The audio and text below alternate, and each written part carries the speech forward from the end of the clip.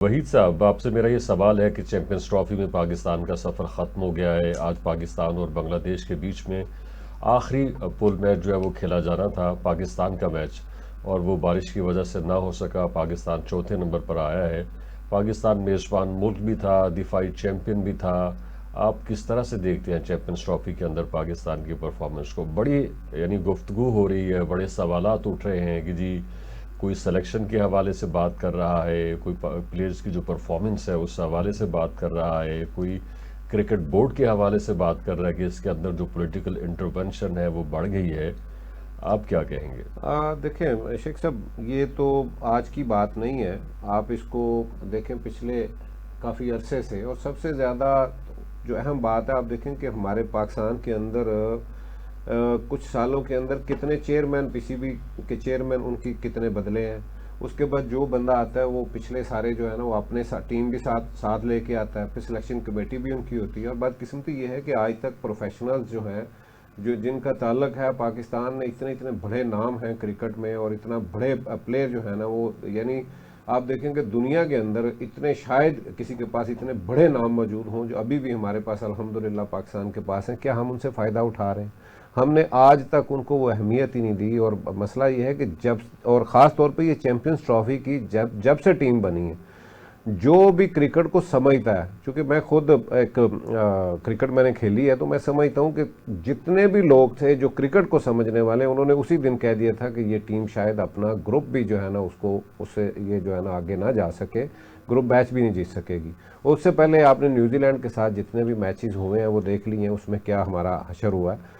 तो मामला ये है कि ये जब तक ये पोलिटिसाइज जिस तरह से हमारे मुल्क के अंदर हर अदारा हो चुका है, इसी तरह हमारा पीसीबी और हमारी क्रिकेट उसका बेड़ा गर्क करके रख दिया है, और पूरी कौम जो है ना अफसरदा है। और देखें, बिल्डिंग्स बनने से ये काम नहीं होते। स्टेडियम आप जितने मर्जी खूबसूरत बना दें, सिक्योरिटी जितनी मर्जी आप बेहतर कर दें, बल्कि सिक्योरिटी की अभी क्या हाल है कि जिस शहर के अंदर मैच होता है उन शहर वालों का जो बुरा हाल किया हुआ है, यानी आपके पास कोई मुतबादल ऐसा बंदोबस्त ही नहीं है टीमों को ठहराने के लिए, या टीमों के लिए कोई ऐसी सिक्योरिटी का फुल प्रूफ आपके पास बंदोबस्त नहीं है। आपने शहर पूरे से गुजारा और पूरा शहर जो है ना वो आपको उस वक्त जिस तरह का वो लोग परेशान होकर जिस तरह की बद्दुआएं आपके लिए और जिस तरह के वो अल्फाज इस्तेमाल कर रहे होते हैं, वो सुनने के काबिल नहीं है।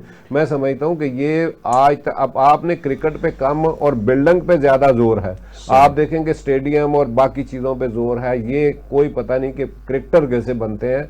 उनके लिए टीम के अंदर आप देखें ऐसे ऐसे सिफारशी प्लेयर हैं जिनका कोई रिकॉर्ड ही नहीं है, और बदकिस्मती ये है कि ऊपर से मानने को भी तैयार नहीं है। आप अभी प्रेस कॉन्फ्रेंस में आकिब जवेद, हालांकि मेरे बड़े वो फेवरेट प्लेयर हैं, मैं जब तक वो खेलते रहे मैं उन्हें बड़ा क्रिकेटर मानता हूँ, लेकिन उन्होंने जो बातें की हैं, बजाय इसके कि वो अपनी गलती को माने, वो कह रहे हैं कि जी हमने परफॉर्मेंस बेस पे, और मुझे 2-3 ऐसे प्लेयर हैं जिनकी कोई परफॉर्मेंस है ही नहीं और वो पहले खेले भी नहीं है, और आपके पास ओपनर कोई नहीं। यार कैसी बात है कि एक बंदा आपका जो है ना वो अगर बीमार पड़ गया है, एक बंदा अनफिट है, तो उसके बाद आपके पास मुतबादल प्लेयर ही कोई नहीं, आपके पास जो है ना वो ऑलराउंडर कोई नहीं है, और आपके पास स्पिनर जो आपकी, यहाँ आप देखेंगे जब भी इस खिते के अंदर मैचेस होंगे, वो इंडिया में हो, पाकिस्तान में हो, बांग्लादेश में हो, श्रीलंका में हो, तो आपको स्पिनर्स जो है ना वो 3-3 स्पिनर्स खिला रही बाकी टीमें, और आपके पास एक स्पिनर है। आप किस तरह की ये सिलेक्शन है, किस तरह की, और उससे बढ़ के कप्तानी जिस तरह की हो रही थी वो भी आपने देखा है। वो मैं 2 पॉइंट्स वो तो अंदर जैसे टीम जैसे गई है, वो तो लगता था कि जैसे वो आई हारने के लिए। कहीं पे भी एक जगह पे भी पाकिस्तान की टीम ने कोई ऐसा हमें नहीं उनकी परफॉर्मेंस से लगा कि वो जीतने के लिए खेल रहे हैं, ठीक है।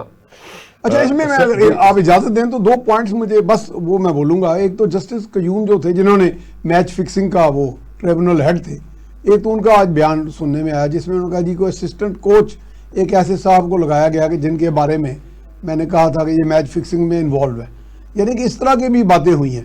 और दूसरा, मुझे एज जर्नलिस्ट मुझे ये बातों का नहीं अंदाजा था जो आज मियाँ साहब कह रहे हैं, वो बिल्कुल सही हैं। वो एंडोर्स इस तरह होती हैं कि मेरे पास एक क्रिकेटर आए, प्लेयर, अच्छे प्लेयर थे, वो कहेंगे जी कि आप जर्नलिस्ट हैं तो आपकी बड़ी रसाई है इधर बड़ों के साथ, यानी जिसमें पीसीबी वगैरह का भी उन्होंने कहा। असल में वो चाह रहे थे कि जो मेरा एक मातहत जो स्पोर्ट्स रिपोर्टर था वो बड़ा इन्फ्लुएंशियल था, बड़े अखबार का था वो, तो उन्होंने कहा जी कि मैं उनके लिए कोई फॉरेन गिफ्ट लाया हूँ। अब मैं वो गिफ्ट का भी नाम नहीं ले सकता क्योंकि गिफ्ट से मुराद वो कोई कॉन्ट्राबैंड आइटम था, तो मैं उनको देना, मैं कहा भाई ये काम मैं तो नहीं कर सकता। उनका जी वो उसके बड़े रसिया हैं, तो मैं उनको ये गिफ्ट दूंगा तो वो फिर उनके साथ में कुछ और भी खिदमत कर दूंगा, मेरी सिफारिश करें एंट्री के लिए। तो इसका मतलब कि ये काम हो रहे हैं, तो जो मियाँ साहब कह रहे हैं ना, ठीक। तो मैं तो उसका आई विटनेस हूँ, ये कि चीज़ें मेरे पास आए लोग तो बाकी लोग भी करते होंगे। तो जहाँ ये मेयार होगा तो फिर आप प्लेयर तो नहीं पैदा करेंगे ना, ठीक। आप तो वही करेंगे ना, कोई सिफारशी बंदा आ गया परफॉर्मेंस का, तो फिर कोई आप बिल्कुल